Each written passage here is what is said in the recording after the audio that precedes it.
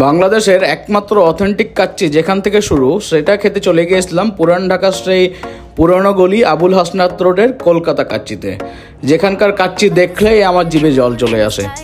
এদের মতো কাচ্চি বাংলাদেশে আর কোথাও পাওয়া যায় বলে আমি মনে করি না। সুলতান ডাইন বাই কাচ্চি ভাই যদি কাচ্চির জগতে বাপ হয়ে থাকে, তাহলে কাচ্চির জগতের দাদা হইতেছে এই কলকাতা কাচ্চি।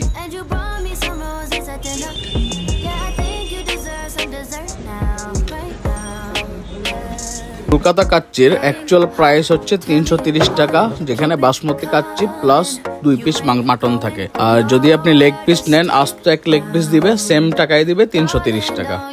কলকাতা কাচ্চিটা হচ্ছে অথেন্টিক কাচ্চি, কজ এই কাচ্চিতে অত মশলাদার থাকে না, যেমন সুলতান ডাইন বা কাচ্চি ভাই এদের কাচ্চিতে যে হারে মশলা থাকে, কারণ ওইগুলো হচ্ছে ফিউশন কাচ্চি। কিন্তু অথেন্টিক কাচ্চির মেন প্রচলনই হচ্ছে এতটা মশলাদার হবে না। তবে প্রায় 100 বছরের পুরনো দোকান হয়, দোকানটা অনেক ছোট এবং স্পেস একবারই ছোট। সাথে এই তেঁতুলের একটা চাটনি দেয়, এই চাটনি দিয়ে এবং হইতেছে রাইসগুলো তাদের এতটাই ঝরঝরা, দুইটা মাখিয়ে এবং এই নরম তুলতুলে মাটন, মানে তিনটার কম্বিনেশন যখন আপনি মুখের ভিতরে দিবেন, মনে হবেন যে একদম অমৃত কিছু একটা খাচ্ছেন।